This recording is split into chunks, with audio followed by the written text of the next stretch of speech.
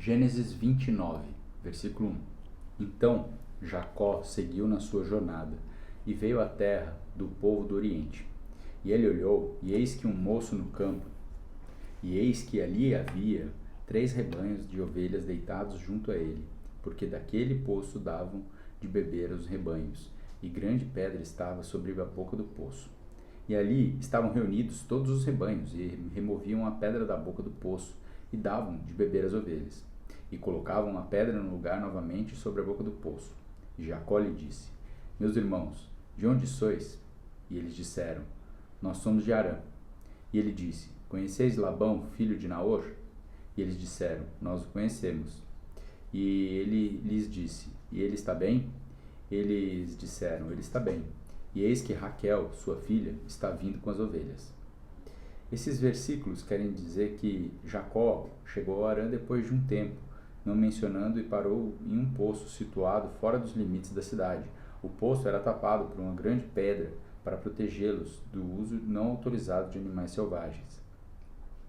Versículo 7. E ele disse: Eis que ainda é pleno dia, e nem é tempo de reunir o gado. Dai de beber às ovelhas, e de alimentá-las. E eles disseram: Não podemos, até que todos os rebanhos sejam reunidos, e até que eles removam a pedra da boca do poço, então damos de beber às ovelhas. E enquanto ele ainda falava com eles, veio Raquel com as ovelhas de seu pai, porquanto elas as guardavam. Aí aconteceu que quando Jacó viu Raquel, a filha de Labão, irmão de sua mãe, e as ovelhas de Labão, irmão de sua mãe, Jacó se aproximou e removeu a pedra da boca do poço e deu de beber ao rebanho de Labão, irmão de sua mãe. E Jacó beijou Raquel, levantando a voz, e chorou. E Jacó contou a Raquel que ele era irmão do seu pai e que ele era filho de Rebeca. E ela correu e contou ao seu pai. Esses versículos querem dizer que, pronunciando na sua excepcional habilidade de pastoreio, Jacó deu instruções aos pastores locais quanto à maneira adequada deles realizarem o trabalho. E aparentemente a preguiça dos pastores ou fraqueza é sugerida por sua indisposição em remover a pedra da boca do poço. As ações de Jacó contrastaram nitidamente com a atitude dos pastores locais. Inspirado pela aparição de Raquel, Jacó removeu sozinho a pesada pedra da boca do poço. Sua ação de dar de beber ao rebanho de Labão, irmão de sua mãe, fazem lembrar a ação de sua mãe de dar de beber aos camelos de Abraão, anos atrás. Raquel é considerada a primeira pastora da Bíblia. A tarefa de pastorear rebanhos era normalmente concedida a homens. A primeira menção na Bíblia de um homem beijando uma mulher ocorre em Gênesis 29, 11. Atos como esses não eram normalmente realizados em público. Versículo 13. E aconteceu que quando Labão ouviu as notícias de Jacó, filho de sua irmã, ele correu a encontrá-lo, abraçou e beijou, e o trouxe para sua casa. E ele contou a Labão todas essas coisas. E Labão lhe disse: Certamente, tu és meu osso e minha carne. E ficou com ele por um período de 1 mês. E Labão disse a Jacó: Porque tu és meu irmão, deverias, portanto, servir-me por nada? Diz-me, qual será o teu salário? E Labão tinha 2 filhas. O nome da mais velha era Lia, e o nome da mais nova era Raquel. Lia era de olhos termos, mas Raquel era formosa e bem favorecida. E Jacó amou Raquel e disse: Eu te servirei 7 anos por Raquel, tua filha mais nova. E Labão disse: É melhor que eu a dê a ti do que dá-la ao outro homem. Habita comigo. E Jacó serviu 7 anos por Raquel, e estes lhe pareciam apenas poucos dias, por causa do amor que ele tinha por ela.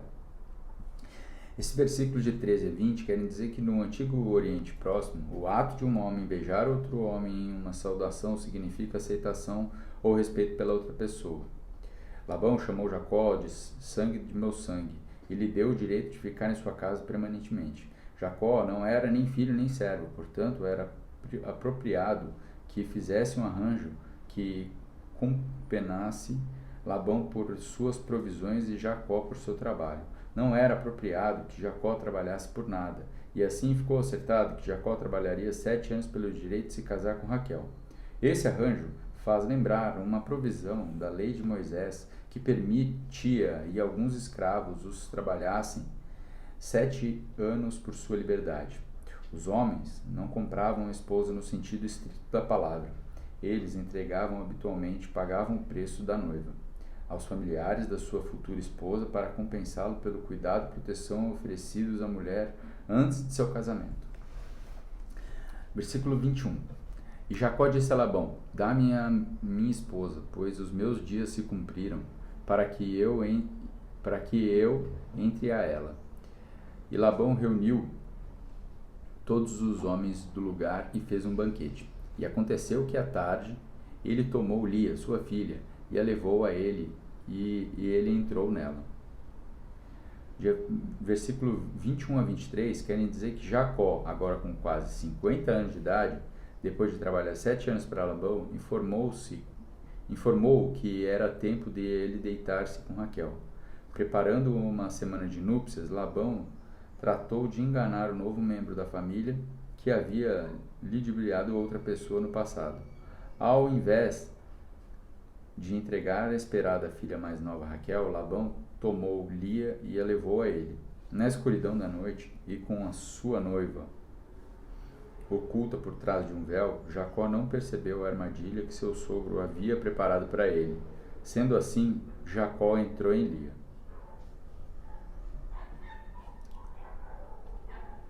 E aconteceu, e Labão deu sua serva Zilpa por serva a Lia, sua filha. E aconteceu que de manhã, eis que ela era Lia, e ele disse a Labão: o que é isso que tu me fizeste? Eu não te servi por Raquel? Por que então me enganaste? E Labão disse: não se deve fazer assim na nossa terra, dar a mais nova antes da primogênita.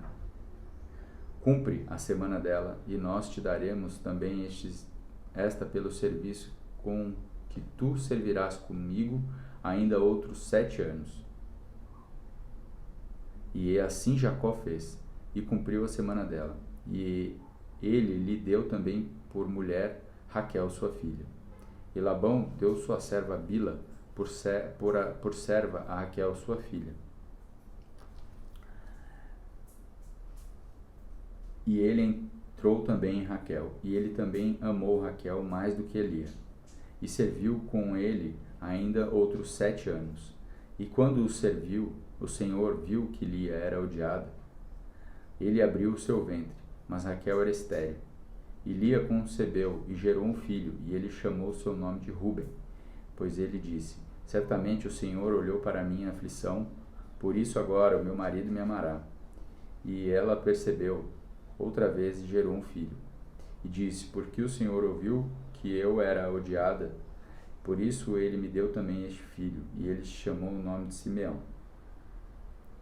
Esses versículos finais querem dizer que o Senhor, que havia visto o provido e as necessidades de Agar anteriormente em seu tempo de agrura, agora viu que Lia era odiada e ele abriu seu ventre.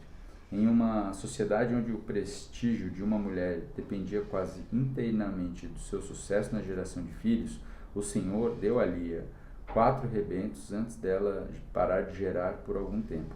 3 temas antes estão presentes no comentário de Lia: sua convicção de que Deus lhe dera estes filhos em resposta à sua aflição e à sua condição de odiada, sua expectativa de que tais nascimentos levassem seu marido a apegar-se a ela, e o seu louvor ao Senhor pelo que ele lhe fizera. As explicações ligadas a cada nome dos filhos não são etimologias linguísticas, mas explicações com base em trocadilhos. E ela concebeu outra vez e gerou um filho, e disse: agora, desta vez, o meu marido se ajuntará a mim, porque lhe gerei 3 filhos. Por isso seu nome foi chamado Levi. E ela concebeu outra vez, gerou um filho, e ela disse: agora eu louvarei o Senhor. Por isso ela chamou o seu nome Judá, e parou de gerar.